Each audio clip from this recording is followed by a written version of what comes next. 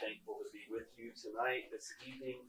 I'm thankful that we're together. I should have said this at the outset, but if you've been watching the news all day, you know that our nation is, it was a really tough year. And then we had sort of a boiling over moment today in our capital. And so we didn't envision that that would happen on the night that we gather here and pray, but I think it's really appropriate that we're here, gathered as this church to center our hearts and minds around His Word, around His revelation that He will eventually put all these broken pieces back together again, and that we, His church, have confidence in that we're not shaken, even in times of distress and sickness and political turmoil. I do want to turn our attention, though, to some sort of family business tonight. If you would allow me just briefly to pray for us as we do that. Father, I do pray that even though this is a bit of a family conversation, that the words of my mouth, that the meditation of our hearts would be pleasing to you. Lord, I pray that you would make us steady in the midst of a very unsteady national moment, that you would give to your church courage and confidence and wisdom to be your people in the world. Lord, this was your plan, that we would show the light of Christ in a dark world. And so may we not lose heart, as Paul says. Anoint our time tonight. Lord, anoint my simple words to be clear as we navigate the next few months and years together. In Christ's name, amen. So I want to turn our attention to three things.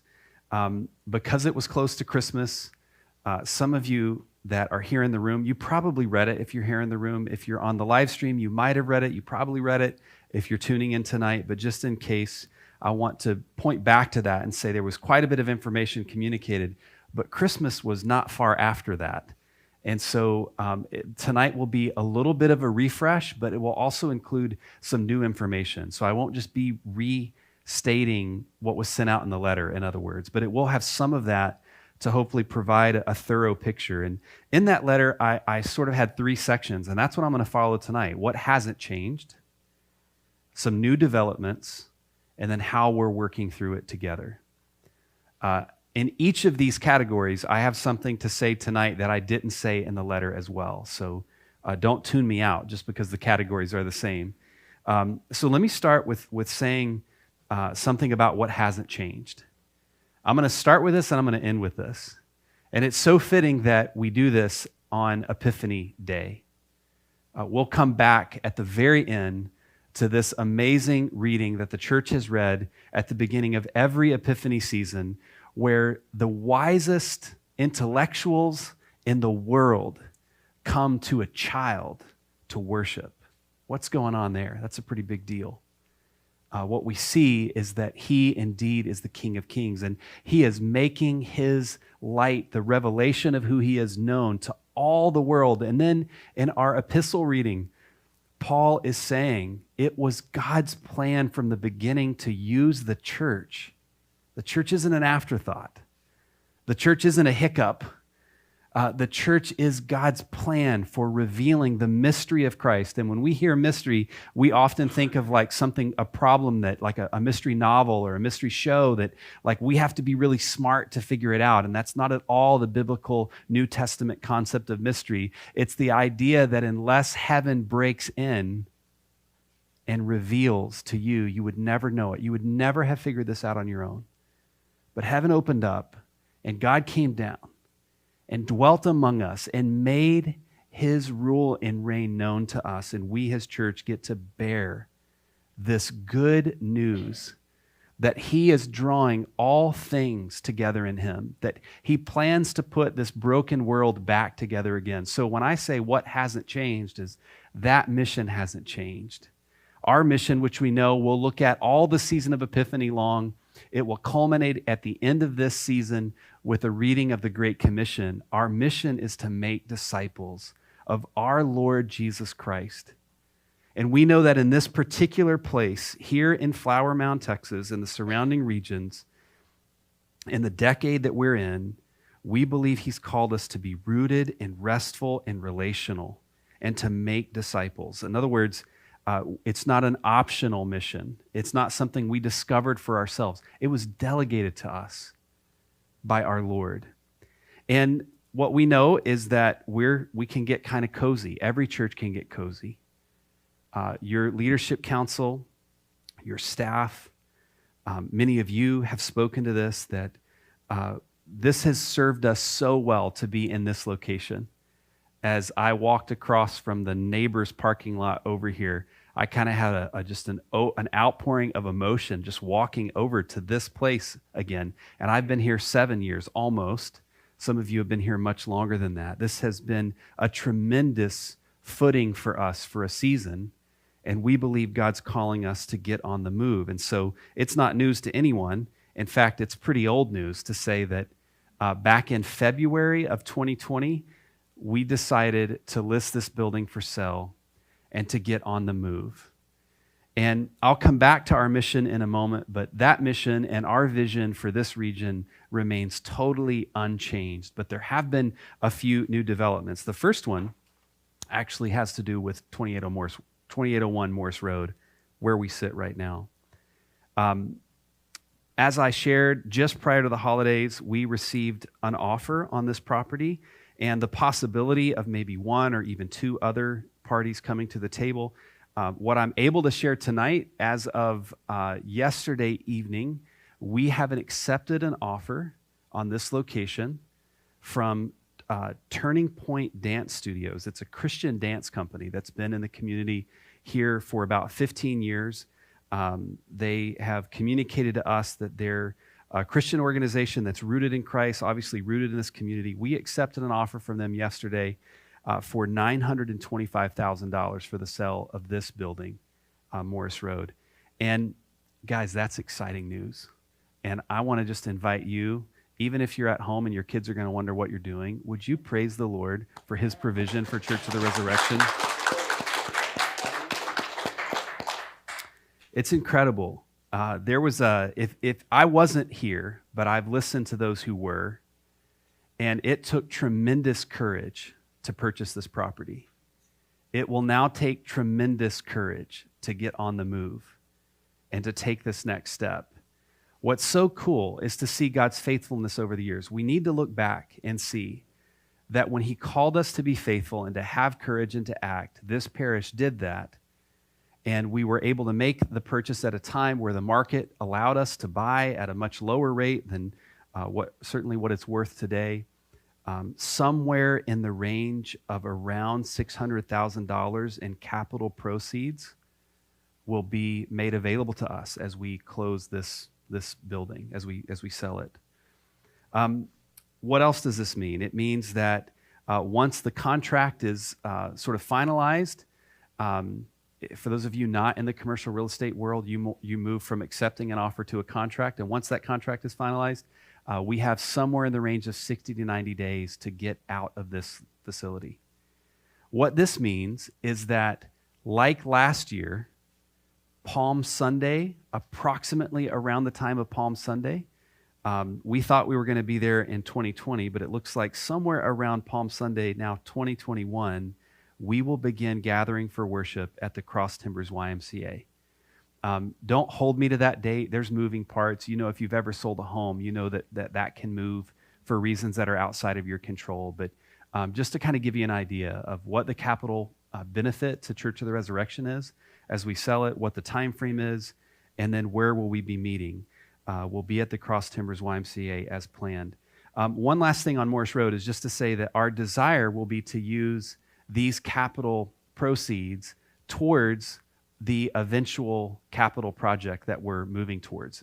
They'll be used for capital means. That's our plan. That's our desire. So that's it for Morris Road. Obviously, that's new information. It's your council and I met last night to make that final decision after working last fall over the possibilities. And so I'm sure this might bring up new questions. And that's great. That's awesome. Clancy, in a moment, we'll get there. There is myself and my cell phone, and I'm here on a regular basis, available to meet with any of you if you have questions. Our counsel's available. They're right here seated on the front row. If you've got questions about Morris Road, or as we transition to the next conversation, we want you to reach out to us. So if that update brings up new things that you want to know about, please don't hesitate to reach out to us. Obviously, we'll be giving you more information as we work towards the transition plan. There is quite a bit to do to pack up and move, no doubt. Okay, so what hasn't changed? And then some new developments. Part one of the new developments is Morris Road. Part two of the new developments has to do with Shady Oaks. I'm going to start with a little bit of repetition, and then I'll transition to some of the questions that were submitted. So our plan all along was to relocate to the Shady Oaks land. That was our plan. In fact, if you drive by it, it's not that far from here. You know there's never been a for sale sign. There was not any attempt by anyone on this council, in this church, on this staff, by myself, by our bishop. No one intended to seek out any kind of offer on that location. That was in the letter, but I really want to emphasize that we didn't have it listed for sale, nor did we seek out a potential buyer. And around April of 2020, if you can remind yourself, that's not long into the pandemic in the U.S., we had an investment group that was aggressively trying to pursue land in the area that we own land in. And they were looking for about 10 acres. And through word of mouth of adjacent landowners, they found out about our ownership, and they reached out to us. And they ended up making a generous offer to us. The idea for that investment group is to actually use it to serve the youth of our community. I said to them, what you would have expected me to say, which is, hey, is that land for sale? We're planning to build a church there. Well, we'd like to make an offer. And that was very surprising. It's not something we were looking for. And then within about a month of that conversation happening, we had another organization, totally independent of that deal, approach us about the possibility of purchasing land adjacent to their location that they own, and then partnering with them on community projects that would be mutually beneficial to both organizations. And basically what happened is, we as a council, I shared the news with our council, with our bishop, and we began realizing that, hey, this wasn't our plan. It may not be the plan, but Lord, we have to pay attention to what you've put in front of us. If you know anything about how God has worked in Scripture in the Old Testament, he often paints, this was something David Stocker shared with me, he often paints straight lines with a crooked path, where you think it's going to be this, but it actually ends up being a little different outcome. And any of you have followed Christ for some time, you know, you look back and you go, man, I felt like I was just waypointing out in the middle of the ocean, not getting anywhere. But I look back and I see God had a plan all along. We're trying to pay attention to these two developments. While no actual final decision has been reached on either one of them, thankfully, we have a tremendous parish council.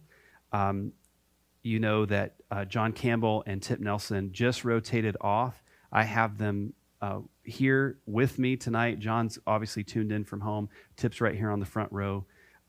Even though they've transitioned off, they were deeply involved and will continue to be involved and aware, since this is such a strategic thing for us. We also have our bishop, who will work alongside this congregation to determine the next best steps. So as you can imagine, partly due to COVID, but not just because of COVID, there's a lot of complexities to work through on both of these things.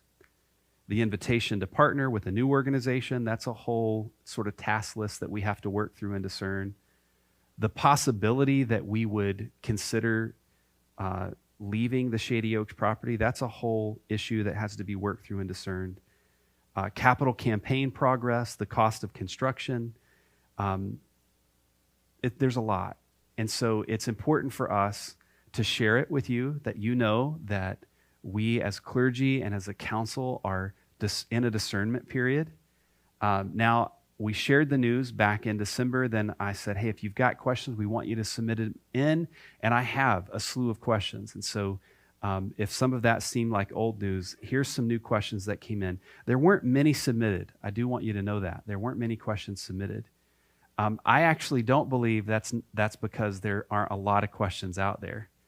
And so what I want to encourage you to do is, as a result of our time tonight, even as you hear, if I'm an external processor myself, so as you hear things being asked and answered, it may spring up other new questions for you. Would you please reach out to me again, or our council, any one of our council members? Since many of these touch on financial matters, I want to encourage you also to feel free. Please reach out to Cooper Mickle, our treasurer. We are available. There's no silo of information. I'm not, as the rector, holding some sort of special briefcase where I've got secrets that nobody else knows. We're leaned in this together as a leadership team. You might give John and Ryan a little bit of grace because they've just rotated on. I can't see your smiles, but I think they're smiling behind their mask. But a few questions that were submitted, okay? So let me walk through these, and then I'll ask you to send in questions following this. Number one, would we sell the Shady Oaks property if we didn't have a clear alternative long-term location secured? It's a great question. And our answer as a team is that's absolutely not our plan. There's a lot of reasons why we would not want to do that.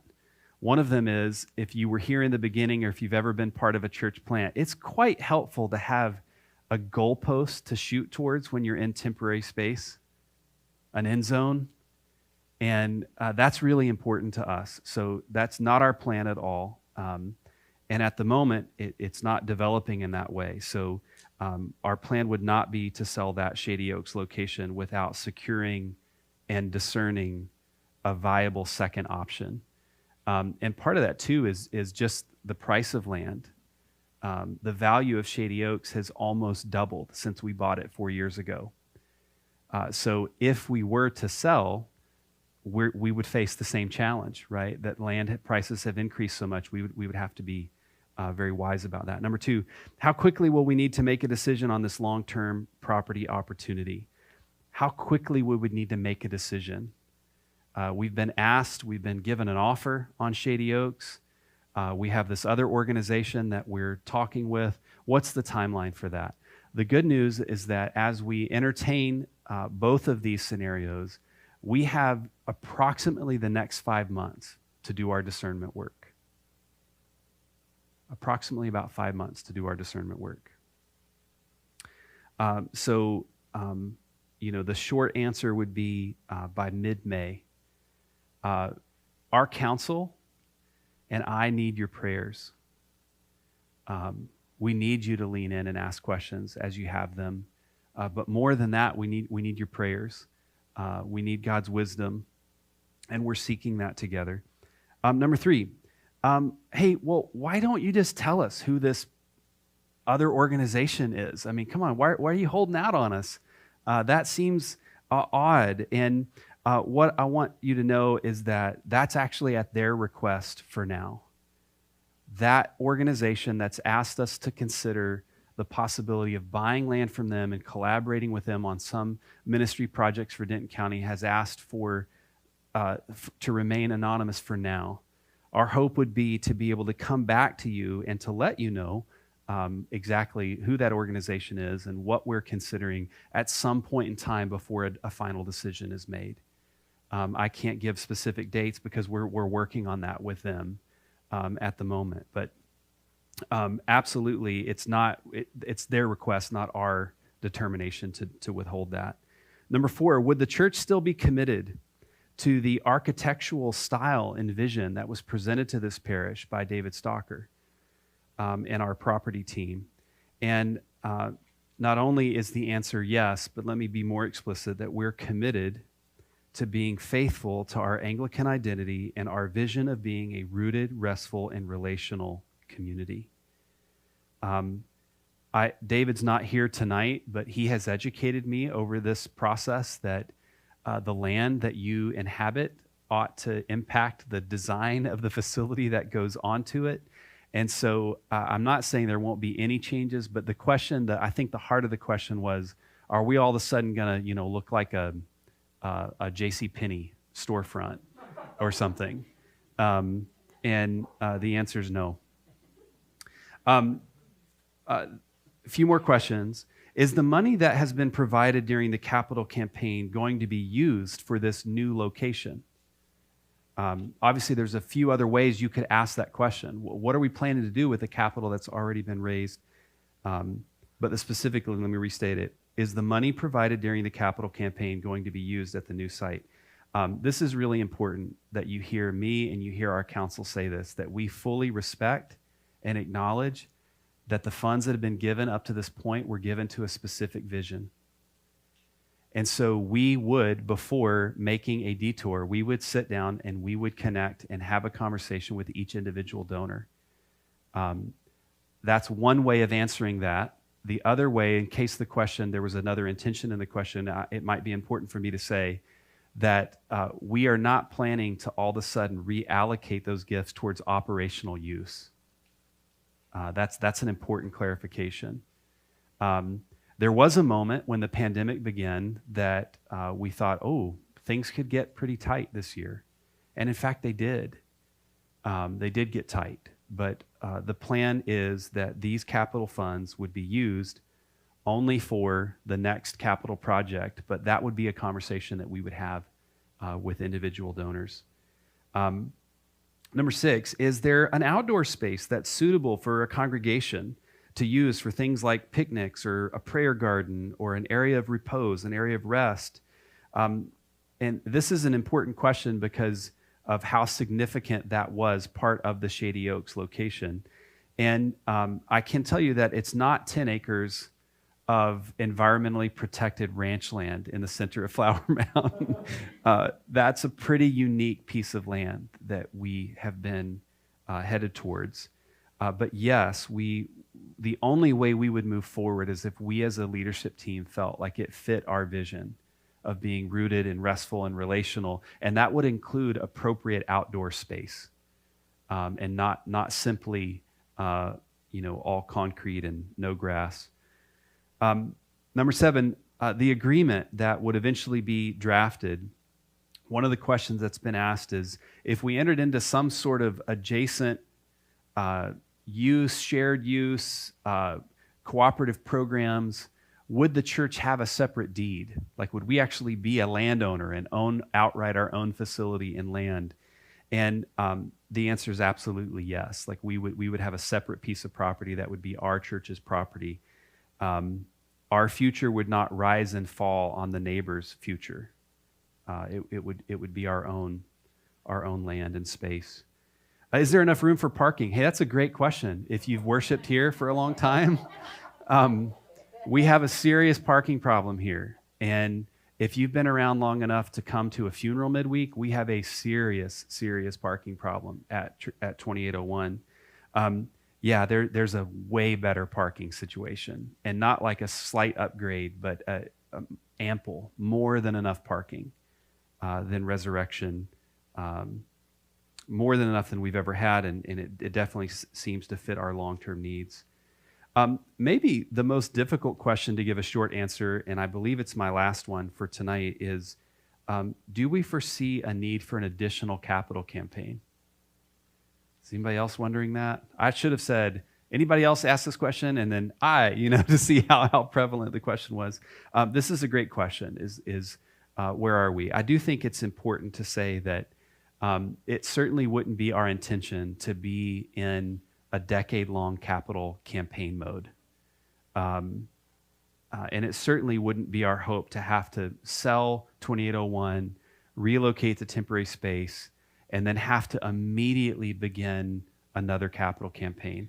I do want to remind us, because these may not be on the right at the forefront of all of our memories, that we believe, to be good stewards, that we needed to raise $2 million in capital funds in order to give the green light to start construction at Shady Oaks. So it's important for us as a community to hold this and to recognize this. Well, where do we stand in that regard? Because we set that capital campaign was launched now almost 3 years ago, and it was a 3-year capital campaign. We had approximately $1 million committed, pledged. We've raised approximately $700,000 towards that capital project. And as a result of the events that have occurred since March, I don't envision $1.3 million coming in between now and May, which would be the end of our capital campaign duration. We have to take that into account. We have to be aware of that. I just want to remind us of that. The other thing I want to remind us of is that we had also, as a council, being good stewards of what God has entrusted us here, said we need an annual operating budget that is stable and steady and able to support approximately $500,000 a year. To be able to make the move to Shady Oaks, we need to raise $2 million in capital, and we need to hit the $500,000 annual operating budget. We've got quite the gap on both of those accounts. I'm just reminding us of that as we think about this question of another capital campaign and sort of where are we. It is pretty dynamic, and so our decision won't be a purely financial decision. But of course, this is one of the things I love about Church of the Resurrection is that we as a leadership actually don't get dualistic and say, well, there's spiritual decisions and then there's financial decisions. We don't do that here. They're intrinsically linked. Yes, we have to pay attention to this. No, it will not be the only driver for our future in this county, in this community. So we don't intend to do that. Certainly the sale of this location, if we were, the sale of 2801 Morris Road is a great benefit. I mean, $600,000 added to $700,000 raised. That's pretty awesome. That's pretty incredible. It gets us much closer. However, there's still a gap there. Part of the discernment is, given the increase in value of Shady Oaks and these unforeseen, unsolicited developments that have come, where would we be from a capital perspective if we were to transition to a different location? That's part of the wisdom and discernment work that we have to go through it all. I will just, in full disclosure, tell you that is 100% of the questions that were submitted up to this point, with the exception, and if they're on the live stream, I'm not going to call you out by name. Somebody sent me 3 questions 3 minutes prior to the service, and I haven't read them yet. So I can't respond to those right now, but we will. And what I'll do is I and the staff will actually, and the council will begin a document that will be a collection of questions asked and answered that we will sort of library and catalog, because it's really helpful to hear what have other people asked and what were those answers, because maybe you just hadn't thought of that, or I certainly hadn't thought of these things, or else I would have included them in the letter. None of us can think of it all. So we'll create sort of a one-stop shop that we can share and give you regular updates over the coming months, especially as we work through the next 5 months. Let me just say, so what hasn't changed? Our mission hasn't changed. Our conviction that this community, this region, needs a thriving Anglican parish that's rooted, that's restful, it's different. It's not running at the same pace as what our suburban life is running at. That's relational. We're really committed to that. That hasn't changed. There's been some new developments, both here at our Morris Road location. There could be new developments in our long-term location. And let me just conclude this section by saying, well, how do you do that work? How do you work through it? A couple of things. One, we pray together. This is why every one of us are being informed and brought up to speed, is because we pray together as the church. Would you keep our council, myself, our Bishop Bill, in your prayers as we seek the Lord together? I've been sharing a bit of this with the council. Proverbs 16:9 says, trust in God's sovereign care and not in our own plans. Specifically, it says, in their hearts, we humans plot our course, but it is the Lord that directs our steps. He's directing our steps. We want to pay attention to that. Secondly, I want to ask you to be patient. Are we tired of hearing this? Would you be patient in the uncertainty together? Pray together and be patient in the uncertainty together. It's actually in these moments of uncertainty, when you go back and you look at God's people in the world throughout history, particularly in Scripture, you see that he's calling them to a new level of trust in his fatherly care when they face uncertainty. We can all catch our hair on fire and get really unsteady, or we can begin to deepen our trust in our Father's fatherly care over our lives and our future as a parish. And I have no doubt that he has gone out ahead of us. And I'm excited to see where he's ultimately going to call us. Now, if it hasn't already been put up, Clancy and Rissa, would you help me? It's an email address. This is not the only way. There's real people on your council that you can reach out to. You can reach out to me, and they would love to answer any questions you have. Here's another way to do that. And this is actually, for the sake of the whole body, this is probably the best way, because it allows us to immediately begin to catalog it and get it out to everyone else. Would you submit questions that have come up as you've heard a bit more of the information, both on Morris Road as well as on the Shady Oaks location? Here's where you can send questions in. You're not going to get an automatic reply like that day, but we will be attentive to this as requests come in, and we'll be responsive. Last but not least, our mission is unchanged. There's been some new developments. Our mission is unchanged. The season of Epiphany. What happens in these two passages that we read tonight? Particularly in Ephesians 3. I want to call our attention to this as I close. In Ephesians 3, Paul is having one of those Pauline moments.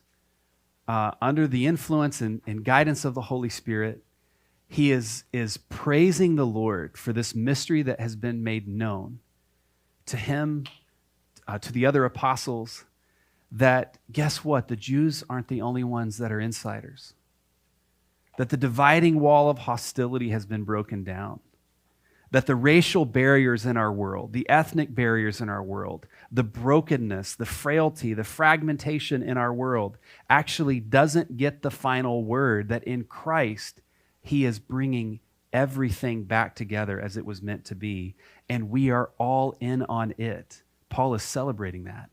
What I love about it, and what actually caused me to give my life over to you, the church, as a vocation, partly God's call, but partly because I saw the Lord's passion for his church. We are not an afterthought. We are to be the vehicle in this age where God makes this mystery of Christ known. And so here's the takeaway for you and for me. Not just in like a sermon series moment. I don't mean that. But in the season of Epiphany, as Church of the Resurrection gets on the move and tries to take these next steps, as we move into temporary space for this next season, you're going to hear me say a lot more about it on Sunday, so I'll be brief. I want to ask you, who is your one? Who's your one? When I look back over my life in churches I've participated in as a member, as a young person, sometimes as a pastor and as a clergy, what's fascinating to me is when I see God move in the county, in the community, in the region they're in, the followers of Christ, the disciples that are a part of that community, stop looking for a program or a building to be the answer for drawing other people to Christ. And they start recognizing that it starts with one person that God has put in your sphere of influence that doesn't know him. And I believe the Holy Spirit will prompt you and give you wisdom and insight exactly who that one person is in the coming days and weeks. You'll know, because he will give you favor. He will actually make your heart tender towards them. He'll cause you to long for their knowledge of the mystery of Christ. And so who is your one? We're going to be asking that question throughout the season of Epiphany. It's called Show and Tell. We'll talk more about that on Sunday. But you've been called to show and tell. I have been called. We, Church of the Resurrection, have been called to show and to tell the goodness of who Christ is. And so it's not just a program. It's certainly not just a building. We're not limited by that. It's through our very lives.